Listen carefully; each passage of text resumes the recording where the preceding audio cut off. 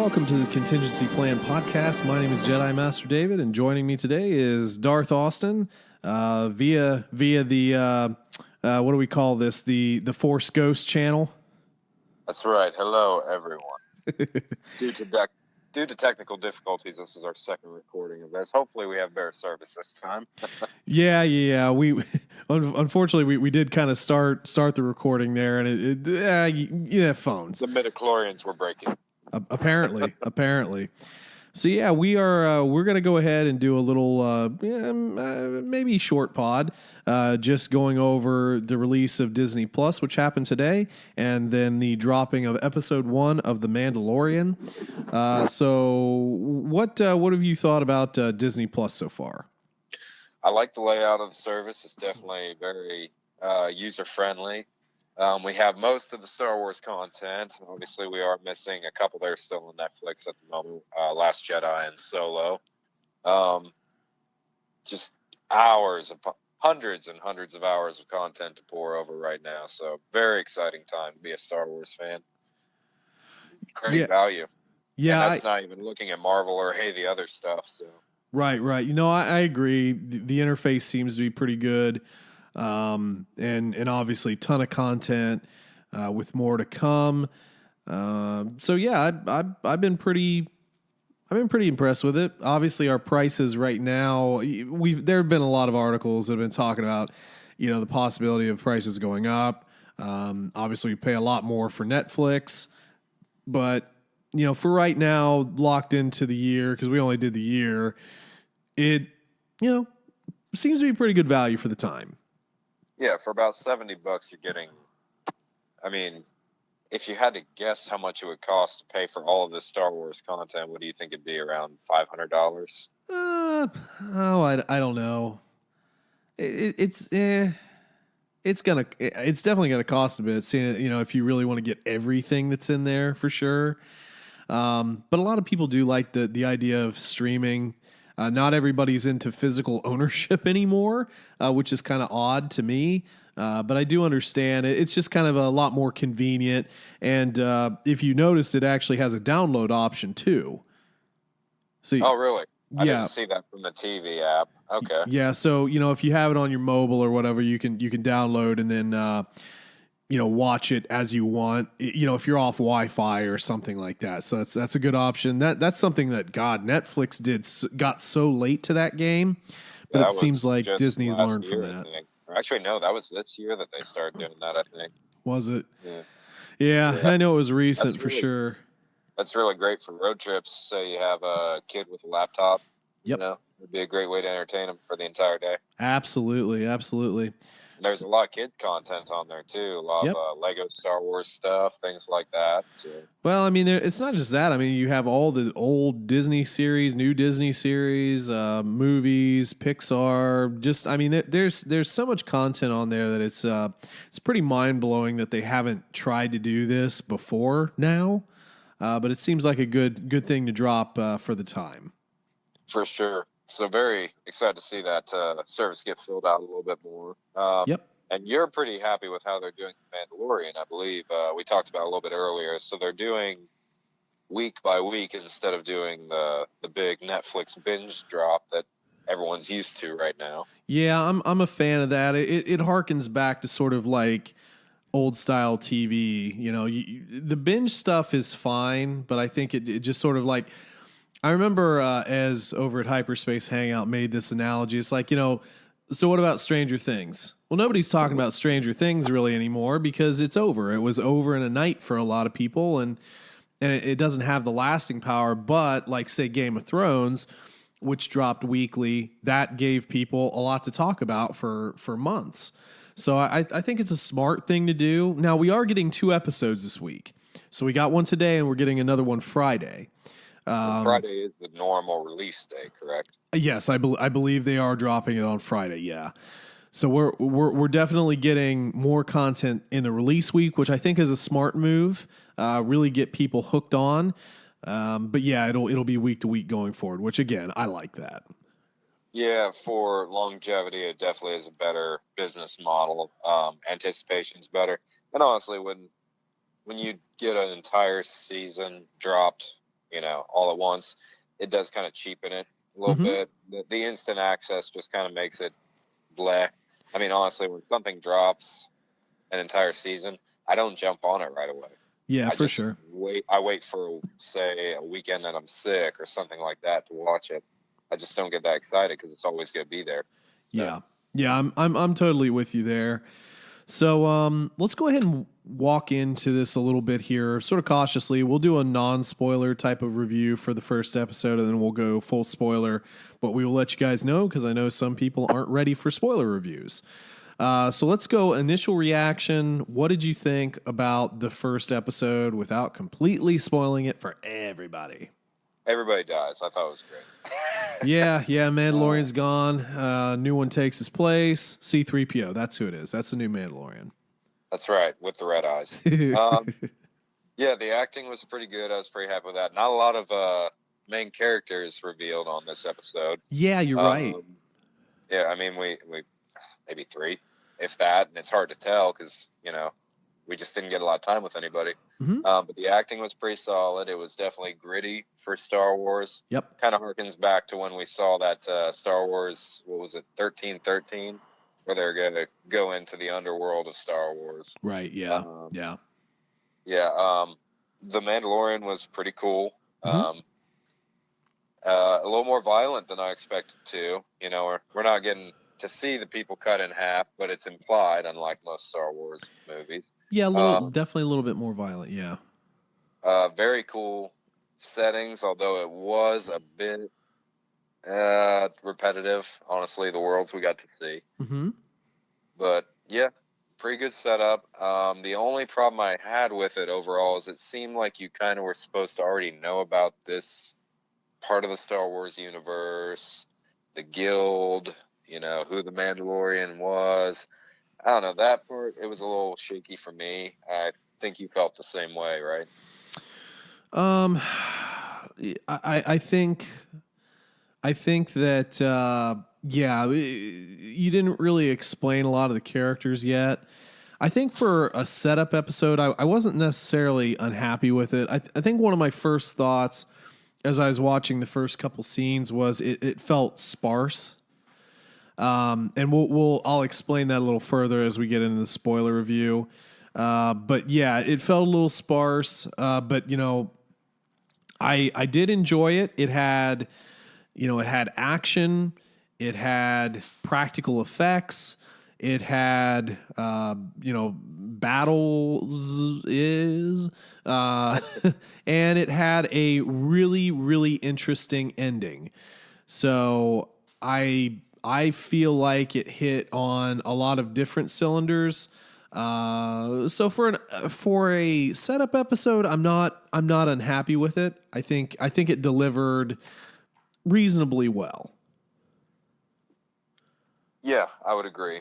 So far, pretty happy. And we don't really have many things to compare it to. We don't have a lot of live action TV shows in the Star Wars universe. So I don't know what I was expecting out of it, but I'm very happy so far. Yeah, it's one of those things. It's like, what were we expecting? Because we kept being told like a space western, right? Pretty much. I think it delivered that pretty well. I mean, geez, our first scene is, well, we'll save that. So I won't get any further into it. So I guess let's go ahead and just, I don't know, just jump right into spoilers. So spoiler, mixed spoiler blowers. Go away. Yeah. So if you don't want to hear spoilers, go ahead and cut it off. Keep us in your queue and come back later once you've watched the episode. Oh, man. Okay. Let's start at the beginning. We kind of get into this sort of ice planet, right? And this is when I start getting into the word sparse, sparsely populated. The scenes are there's not much going on. You know what I mean? And I gotta say, it felt old. Almost low budget in a way too. No, I wouldn't say low budget, but I feel like it feels like we step back in time with I feel like the budget was fine, but I felt like we were stepping back in time to an era that felt very, very reminiscent and comfortable of just an older time in Hollywood where things were more practical. Like if you told me that there was CGI in this episode at all, I would probably say, I don't know about that, bud. Especially in the early sequences, right? Right. Yeah. Honestly, I would say there was none in the early sequences other than the blaster bolts. Well, you're right. Yeah, obviously there's some, but I mean, not anything like we see today, which is kind of what I appreciated. Another thing I wanted to point out, when the Mandalorian enters this bar, this cantina, did you notice the music? No, I really didn't, honestly. Okay, you need to go back and listen to it because it started me thinking of like the good, the bad, and the ugly. So I was like, oh, this is why we keep talking about space western, because it had that sort of vibe, that sort of it was not the same, but it kind of put that vibe off to me. Mm-hmm. So that was interesting. Now we kind of enter in with this blue fish guy, kind of getting roughed up by a few thugs. One looked like a Corrin and a human, and then another guy with a robotic arm. Mm-hmm. And they were talking about like selling his glands, wasn't it? Yeah, high dollar glands. Yeah, all your glands. We want your glands. Yeah, apparently that was worth more than the actual bounty. Apparently, yeah. But then our Mandalorian walks into the bar, and everybody just turns and stares at him, and kind of an interesting confrontation because this guy clearly spilled his own drink, but then blames it on the Mandalorian. Yeah, when I saw that, I'm like, was it the wind when he opened the door? No, I think the guy like literally knocked down his own drink because I'm pretty sure it happened before the door even opened. Yeah. I don't know if that's one of those things like Game of Thrones. Oh crap, we left the coffee cup in or something. It seemed like they accidentally set that up wrong. Yeah, maybe so that was the only real nitpicky thing I had real early on. But anyway, the Mandalorian just stands there. He stands there at the bar, doesn't order anything, doesn't say anything. But then our human, buddy here, decides to pick a fight, which really doesn't end well for any of them, does it? No, not really at all. Especially the one in the doorway. Yeah, the Corrin, he gets halved for sure. But it is kind of a neat little fight scene. It's quick, but we can see that the Mandalorian can take care of business. He's able to, beat back each of the thugs, incapacitates them, and then takes the bounty, which is kind of funny because he's like, oh, here, you can take these like 4 credits. It'll be great. And thank you for saving me.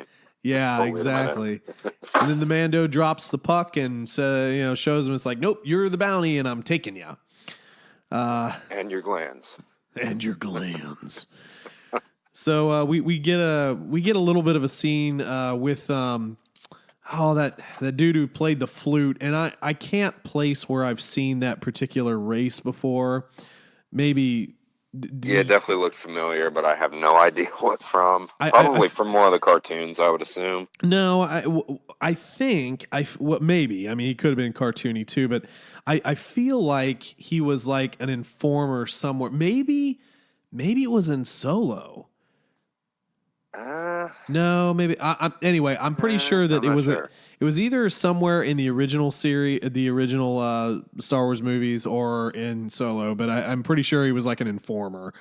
So anyway, I feel like he might have been at the cantina. I can't remember though. I don't know. It's just hard. I can't remember every alien race. Well, the good thing is now that we can go back and watch everything easily through the streaming service, we can find them. Very true, very true. But he plays his little flute and summons a speeder out of nowhere. But I did find it interesting. The Mandalorian didn't want one with a droid. Yeah. I noticed that. I kind of picked up on it. I wondered why. I think we'll probably get to see why in the next couple episodes, I'm sure. I think you're right. It seemed a little off. But then we get our second speeder, which is kind of broken down, but it has a human pilot.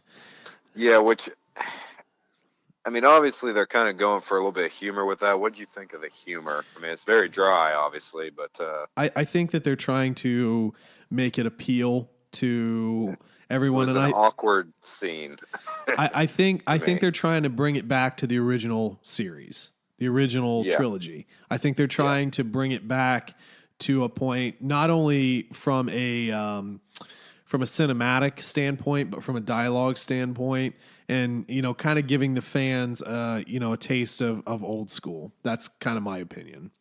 yeah. I saw nothing from the new trilogy or our trilogy in this. No, Very, I mean, it's really a lot more serious than even the original trilogy, I would say, and it right. should be Well, I when you mean, think about it. But it did have that old school vibe for sure. now Almost granted, like go ahead. I was just gonna say, almost like this could have came out in the 80s or 90s. I Right, think. true, but now granted, it does take place after 6, so it is during that time Yes. frame. But they did a really good job of kind of like matching it a bit better. So anyway, we have our speeder ride across the ice. The speeder guy kind of like warns them about. I don't remember what the creature was called off the top of my head, but kind of warns them to get out of there. Stay And off the ice. yeah, and then promptly gets eaten. So that Yeah, was, by said creature. yep, poor guy. Kind of And like a then blue guy snake. has to just bring it all up. Exactly. Kind of a snake creature too. Had some really big fangs on it, like an ice Yeah, snake. yeah. Big enough to swallow an entire land speeder in one gulp. So But cool little not big. creature. Yeah, but not big enough to anyway. Not big enough to really take down the ship. Which Yeah. coincidentally, what did you think about the Mandalorian ship? I mean, we've kind of seen it in some media, but what did you think about it up close and personal? Very cool. And I kind of hope that there's a reason it's kind of in rough shape. I almost kind of hope they talk about that a little bit later in the series. I'm guessing it has something to do with, he just doesn't want to be recognized, obviously, going from bounty to bounty, but very cool ship. Yeah, Very old school. I have a couple of thoughts on that here. One will come up a little bit later, but now our bounty does mention that I think he says, "Oh, pre-Empire," and then names the ship. Yeah. So I definitely think it's old. It kind of looks like galvanized metal, doesn't it? Yeah, it does. And it definitely, it kind of looks like Clone Wars era almost. Yeah, like the transports, right? Yeah, yeah, for Yeah. sure. Just a little bit smaller. Right, yeah, for sure. It is kind of a homey. I don't know why, but I really love the vibe of the ship. The cockpit, even the little hold. The alien has makes his Little jokes. bathroom. Right, he makes his jokes about evacuating. It's like, oh, it I could take. haven't evacuated since the solstice. Yeah, it could take me 4 years to do this. Yeah. And he kind of pilfers through his stuff. And interestingly enough, though, he's not apparently trying to get away because he does find all of his guns, his blasters. Yeah, and then he just closes it again. It's like, did you mean to do that, or did the Mandalorian do that, or are you just stupid? Yeah, it kind of seemed weird, but then he finds the other bounties, which have been frozen in carbonite. Yeah. And at which point we figure out he has a mobile carboniter. Yeah. Yeah, a little bit of upgrade in technology since the days of the Empire, apparently. I guess, yeah, you had to have a whole facility back in that time. Yeah. But no, that was kind of neat, and he gets frozen, and then we arrive back on the planet where we met Carl Weathers at, and this is actually where the footage starts that I already saw at Celebration. So at this point, I'm Okay. like, oh, well, I've seen this, so. So it wasn't really new to me, but still neat to see in conjunction with the rest of the show. We get the offload of the bounties. Carl Weathers kind of like giving a little bit of shifty, trying to pay him in Imperial credits. Those aren't worth anything anymore. Don't you know the Empire's basically done? Then he tries and he pays him in whatever the Mon Calamari money is. Yeah, but they can only pay in half of the amount. He's like, okay, that's fine. Yeah, Like, whatever. really? You just take half of the payment? Okay, that's kind of weird. Well, again, this is going to get into a scene later on that I think is which very pivotal. it makes more sense because of that. Right. Yeah. So the Mandalorian does ask for more bounties, and he's like, "Whatever you have, I'll take them all." The highest paying one was like 5,000, which apparently which won't. doesn't even cover the cost of fuel. Exactly. That More darn fuel. coaxium. So, need to find a different source of fuel. Yeah, for sure. Maybe water-based or something. You'd think, hey, maybe coaxium is. Who knows? I mean, all we saw was that it turns red if it's unstable. So I don't know. Yeah. Oh man. So he does. Weathers' character does mention the off the books job, and no puck, and does send him in for that with a chit. Now, this is something that I kind of found a little interesting. The runtime for this, like in totality, was like 39 minutes, but really in actuality, it was like 36 minutes in total runtime for the show. Yeah. But now we get kind of this like walking sequence through a couple of alleyways. Did we need that? I don't know. No.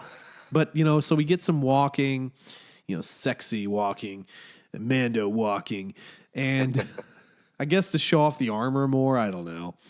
Yeah, because we haven't seen that enough at this point. Apparently not. So we get to the door, which kind of has that droid with the eyeball that pokes out, sort of reminiscent of Jabba's palace. And this was leading to the scene that I thought was so cool at Celebration when they open that door and you just see these dusty, clay covered, and they look scrawny, like skinny stormtroopers. They do. Right? They really do. I didn't think about that when I watched the first time. This is the last line of defense, just the crappiest stormtroopers left.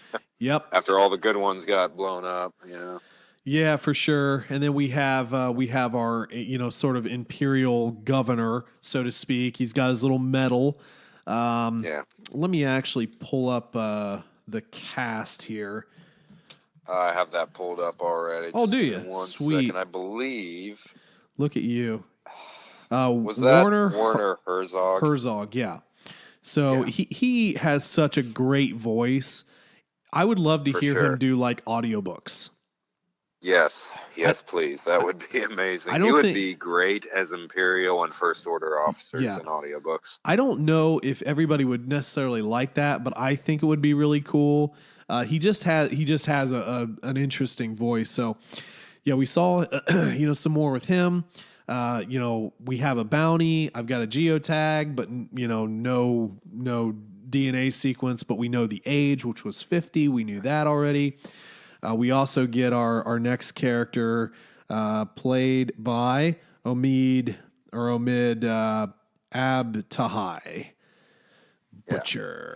Butcher those names. Sure, that was perfect pronunciation. Sounds great. Honestly, I have no idea either. Yeah, but he walks in, and this kind of starts a little bit of a standoff, and we get the stormtroopers like, "Well, we got you 4-1." I like those odds. Exactly.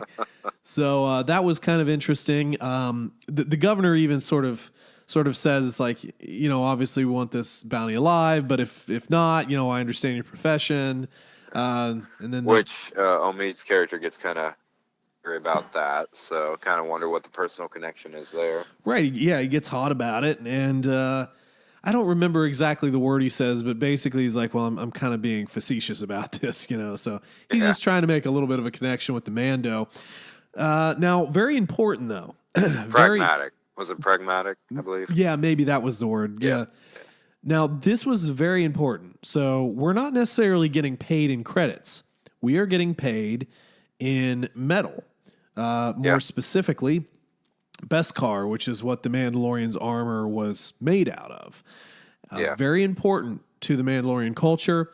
And they use a phrase that's used multiple times in it. Do you remember exactly what it was? Best that it be returned to the clan? Something like that. Yeah, something like that. Yeah, the governor, or I believe we'll call him a governor until I know otherwise. Yeah. But yeah, he did kind of say it's good, good to see it back in the hands of the Mandalorians or whatever. So it was interesting to hear that.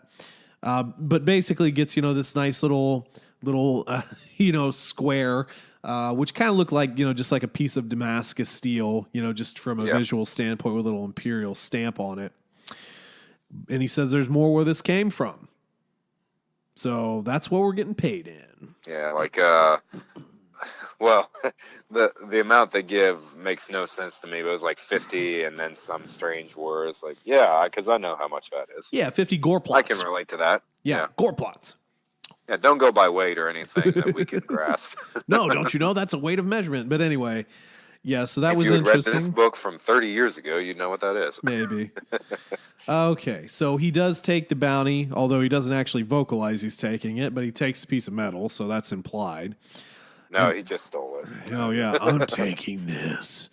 Yeah. So then we get a very interesting scene because the Mandalorian goes back to what looks like a little Mandalorian hideout. We get the sigil and everything. And there are several Mandalorians there in armor and kids. And then we get the armorer with her sweet gold helmet. Yes. It was kind of a cool forge, too. Now, is she a named character, or was that just kind of a throwaway character? Do you know that? Oh, I'm pretty sure she'll be, something in here, but I don't necessarily know. Well, they didn't give. I'm sure if I looked it up, okay, I'm sure if I looked it up and spent the time, we could figure out exactly who she was.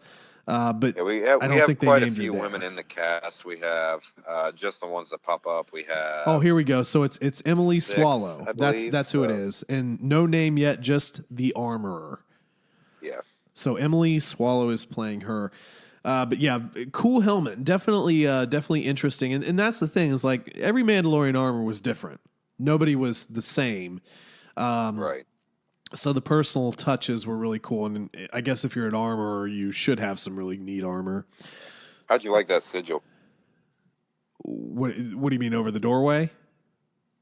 Well, no. I mean, I think that's what they refer to the shoulder piece, because that's what they made the piece of metal out of. Oh, no, well, they had said that you have you announced your sigil. No, so he hasn't like outed himself yet, and I think that this is. I thought the piece of armor being made was part of that. Sorry. No, Okay. no, you're good. I thought No, he decided then. I don't think so. Listen, Okay. we're gonna have to go back and watch and do this again. So. Oh yeah, for sure. But as it stands, it seems like they have plans. And not only did he hand over the metal, but he handed over the money that he made. So this is sort of starting to build the case. It's like the money he's making isn't going directly to him. It's going to this clan.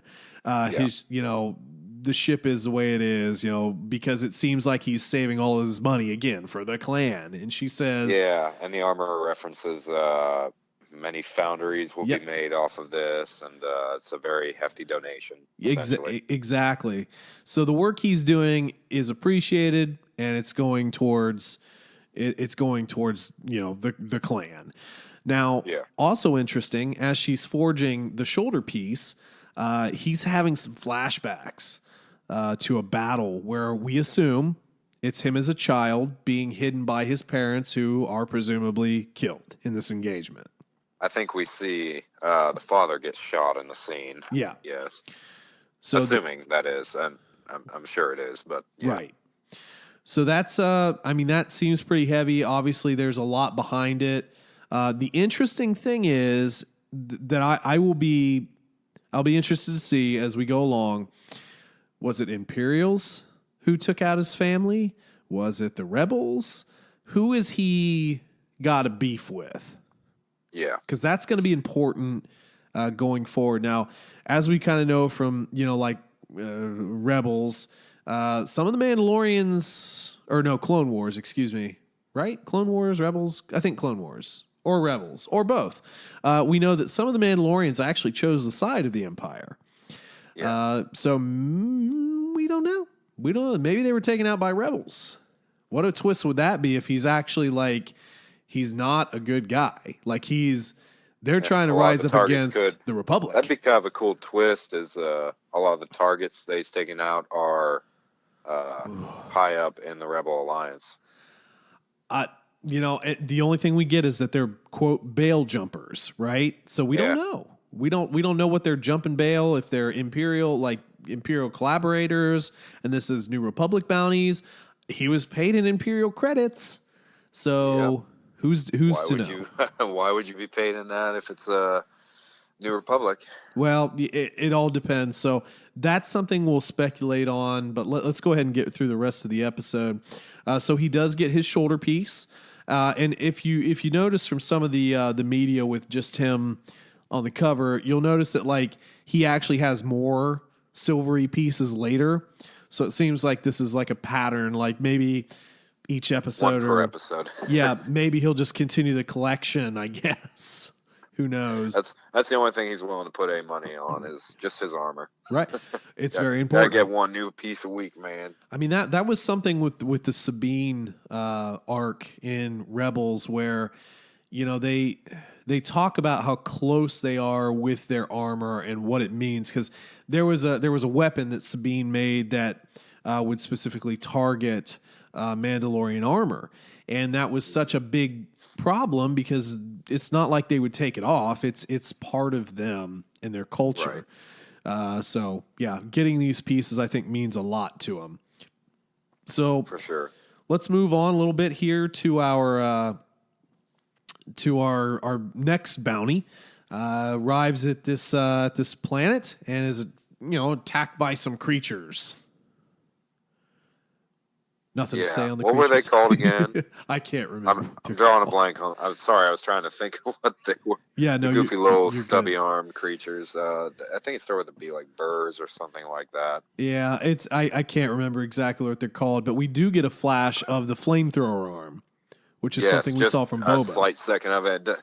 Kind of disappointing that the first time we see it, it's so ineffective. Well, yeah, effectively the beast gets a hold of his arm and just points it elsewhere. He starts Right. punching it, and we see somebody, had darted it, and then another creature comes up and it gets darted.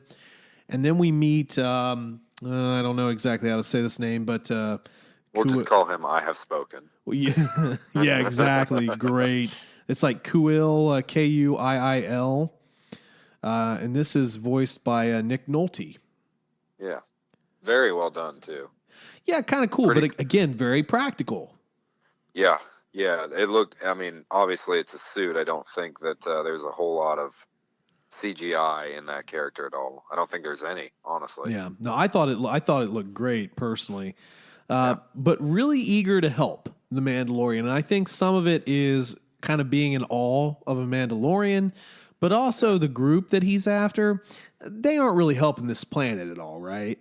Yeah, and they know the Mandalorian's going to wipe them out, essentially. Yeah.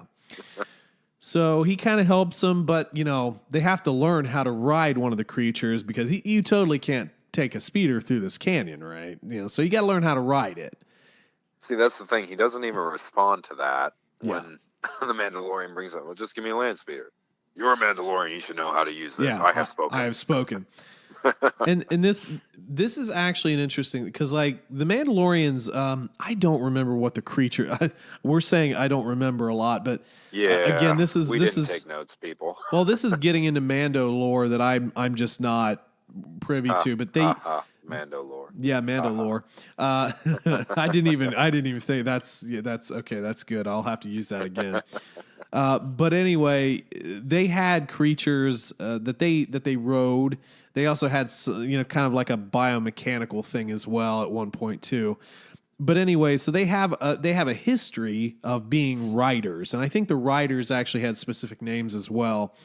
And maybe I'll try and look that up when you talk next. That's why doing the show solo is crappy. That's why you can only do a half hour. Yeah. But anyway, so it's supposed to be more natural, right? And he's having trouble. He gets thrown off twice, and then finally is able to calm the creature and mount it. Yes. Did you catch that little scene where they're talking? They're talking about the creatures. He's like, "Oh, this is just a female. The males all get eaten during mating season. If you can't handle the female." Yeah, no, again, little interjections of humor, a little bit of banter back and forth, giving the Mandalorian a little bit more human aspect. But this actually follows kind of like Westerns. If you watch any of the spaghetti Westerns featuring Clint Eastwood, it's like he's very mysterious in the beginning, usually BA, and then all of a sudden when he starts talking and bantering, you kind of get a little bit of personality. And also similarly, what they call his series of spaghetti westerns is like the man with no name, because he wasn't really named. It's like, I think in one, Good, Bad, and the Ugly, I think he was like Blondie because of his hair, but he never really had a name. And again, with the Mandalorian, it's like he's just the Mandalorian. He doesn't really have a name yet. So it parallels. Anyway, the Mandalorians rode the Basilisk war droids. So that was something that they kind of talked about in the Revan book as well. So that they have this sort of history of being writers, and to devastating effect as well. So anyway, he's able to ride the creature. Our friend here brings him to the canyon where these folks are hiding, and he kind of tries to slip in covertly, but that is stopped by another character. Yes, probably my favorite character, honestly. So far, IG-11, not 88. We all know that. Can't be IG-88. No. But very, very cool little bounty droid there. Part of the guild that the Mandalorian is part of. Actually tries to kill the Mandalorian. Shoots him, yeah. But I will say, though, they made him stoic, but they didn't make him overly sassy. Yes, and I appreciated it greatly. So It's change of pace that definitely needed to happen with droid culture in Star Wars. Right. Now, one other thing I really liked about him was he was kind of herky-jerky. He wasn't like smooth and seamless movement. He kind of like stuttered, because I mean, like his body articulates, round, 360 and everything. So there's a lot of moving parts, but they were kind of herky-jerky. So when they'd go back into place, it wasn't like a snap lock into position. It kind of stuttered a little bit, which I thought was really cool. So it's like maybe IG-88 down the line's a little bit more, I don't know, a little bit more advanced or something like that. But, IG-11 is a little bit less so, and kind of, stutters and is not quite perfect, which I kind of appreciate. Yeah, and again, it harkens back to the older movies. Nothing was smooth and perfect just because they really couldn't do it with the effects they had back in the day. So it's a very cool style that they've got going on. But very deadly. I don't think he misses once in that entire fight, honestly. Yeah, obviously has those targeting scanners down pat. Now they do get in a fight because IG-80, I said it there again, IG-11 kind of just walks in and it's like, per the guild, give up the thing. Yeah. Whatever. Twice. It says it twice. I can't remember now. It's a weird little statement, but Well, he shoots two people and then says it again as everybody's kind of like locking the doors. So then our Mando and our bounty droid, kind of make a pact to split the profit, and we're going to do this together. Neither of them knew that there would be another person out there. So this is actually an interesting thing that I'm kind of thinking about a bit. So did the governor send two people, or did he send one person and then another faction send another person? I kind of get the feeling that we have multiple factions vying for this bounty. Yep, and we'll talk about why here in just a few. That's like almost. And one actually, of those. it's kind of confirmed in a way because of what the droid says near the end, and we'll bring that up when we get a little further along. Exactly. But, I was just about to say that was like the most natural transition into like a sponsorship that we don't have. Hey guys, here's our code for MeUndies. Anyway, it's getting late. We're getting goofy. So. Battle continues. Really cool fight. I thought the only exciting battle sequence in this episode. Correct. Kind of unfortunately, kind of not. It's a setup, so I don't expect a lot. But very good battle sequence. A lot of practical explosion effects and some pretty cool stuff going on. Yeah, I agree. We also are, testing the Mando's armor as well. He's got shot maybe twice, 3 times throughout this and hasn't really seemed to hurt him all that much. Despite the fact that I don't know if the armor that he has is true, is the true metal, or because he's replacing parts. Yeah, I kind of get the feeling that he's trying to upgrade to the true Mandalorian style armor. Yeah, so that was kind of interesting. But anyway, pinned down several times. IG-11 is constantly talking about self-destructing. Yeah, that was actually a pretty good little bit of humor. It was. I did appreciate that. I thought it was well done as well. Then we kind of get a larger blaster turret. Which at this point, because Mandalorian's like trying to open the door, he can't do that. There's too many people. He gets shot essentially a million times, but it doesn't hit him. So. Yeah. Now he does have IG-88 create a distraction, at which time he gets shot up pretty bad, but the Mando's able to take out the turret and use it to his own uses, destroying everybody there. Yeah. Now IG-11 is okay at this point, so he's good, does a little quick diagnostic, and then they blast through the door using the turret. Yeah, did you catch, I don't know, just kind of a nerdy thing for me, but he references his main power harness not being hit. Yeah. And the only thing I could think was, how many times can you do your little 360 spin before you just tear that harness apart? I don't know. To me, it's, again, nerdy, but just one of those things. When you think about it too much, it kind of destroys its own setup. For sure. But, I totally understand where you're coming from. But anyway, we enter the room. He shoots one more guy, and then they find the bounty in a little, I don't know, little carry case. And this is the thing, because they open it, and I thought that was 50, and IG-11 says, well, people have different ages, and it means different things to different species, right? Yeah. And we reveal a little Yoda. Yep. Not actually Yoda. I was drawing a blank on the species too. And this is a point where everyone's just screaming at us. Well, no. Sure. See, here's the thing: they haven't necessarily named it.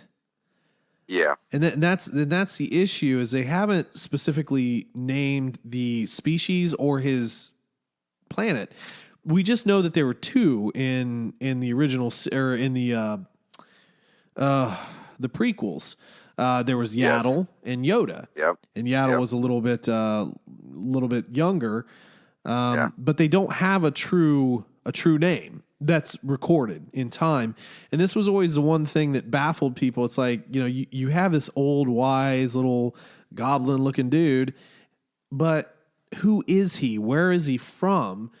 And I think, or at least I hope, that we're going to get more into that right now.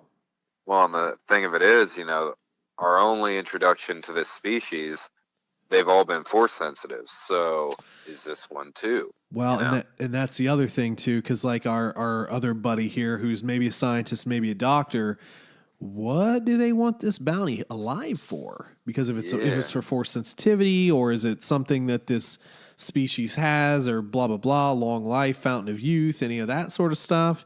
It actually brings up so many questions that I don't know that we can answer, because there's just nothing known about the species, really, aside from what we've seen in the movies. Yeah. And we get a nice reveal with 11, because he reveals that whoever paid him this bounty wants him dead, wants this little creature dead, whereas it's very clear that the Imperial officer might have been okay with it, but the scientist or whoever he is wants him alive. Exactly. So clearly they have not been hired by the same people. Yes, very true. And I'm interested to see who the other faction is. But, how could you kill such a sweet little creature? Oh, it'd be much easier just to kill a droid than that, wouldn't it? Would it? I mean, yeah. Yeah, totally, because he totally wastes him. Yeah. I can bring him back. And I hope they do. Well, and see, that's the interesting thing, because IG-11 was a relatively big part of the build-up trailer sort of stuff, and now all of a sudden it's like, he's down. He was shot in the head. Yeah. His harness isn't a problem. It's his head. Yeah. Well, you know what? His internal workings might not have anything to do with his head, so you never know. You never know. You never know. So that was essentially pretty much the end here. We kind of have the Mando sort of like doing the ET thing, though.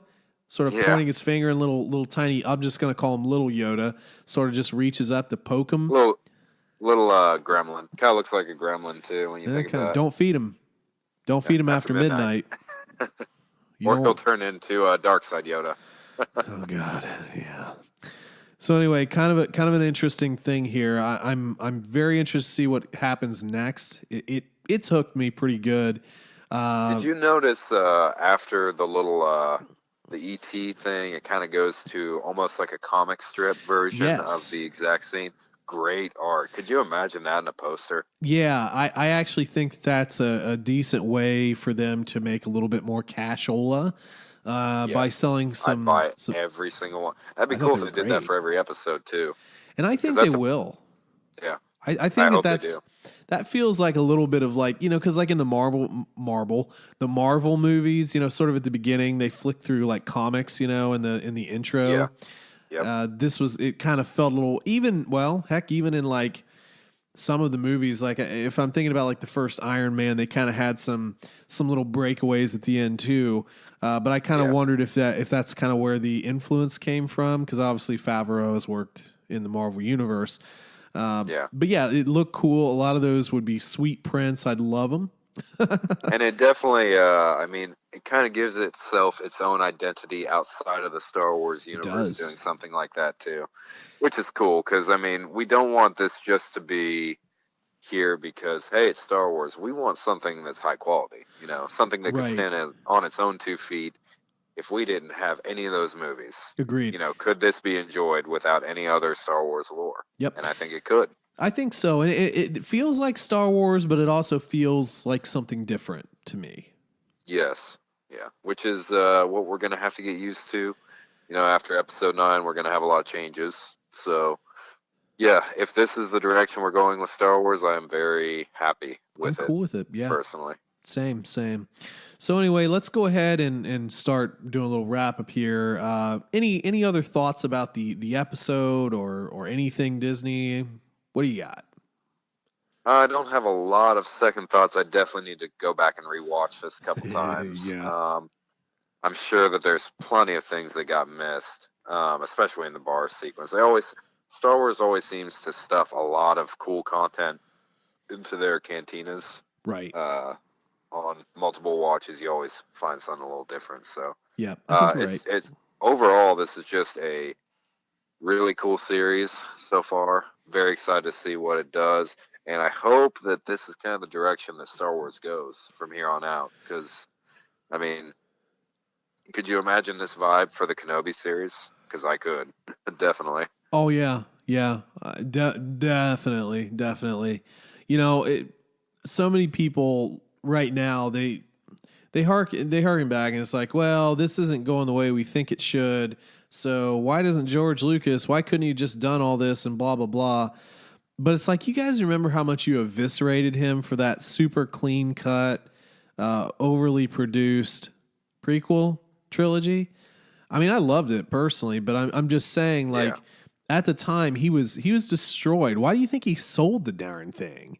Would you want to make another trilogy after your entire fan base turned on you? Yeah, that's tough. Money or not. Right. So, yeah, I think that the direction, the stylization, the cinematography and everything, I think really, really recaptured something very cool and unique, I think, as well. Yes, and also, we've been really focusing on the children recently with Star Wars, which we have to. Obviously, we need to get the next generation involved. But this definitely feels like something set up for the adults. Mm-hmm. It's definitely set up for previous Star Wars fans more. I would agree. I don't think you're going to catch a lot of 12 and 14-year-olds with this kind of show. So yeah, I'm very happy that this one's catering more for the older crowd.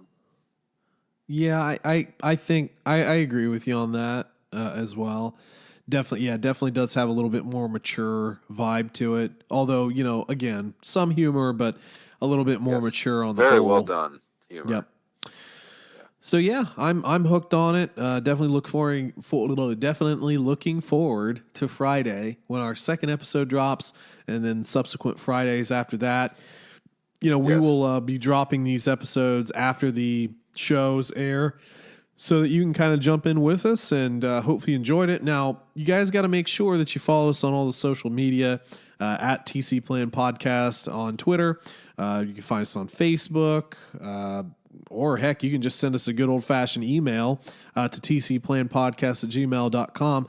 Let us know what you thought about the episode. Let us know what you think about the direction. Just anything, Disney Plus, Star Wars. Let us know, and we'll discuss it on the show. And then, just make sure you're liking all those social medias and following them and blah, blah, blah, blah, blah. We also have the Patreon too. If you want to, help the podcast out a bit, just, all that just goes back into what we're doing, the effort here. And you get a little bit of extra content for that. But I think I will go ahead and say you guys have a good rest of your week. Yes, and as always, we can't talk. I can't. May the Force be with you.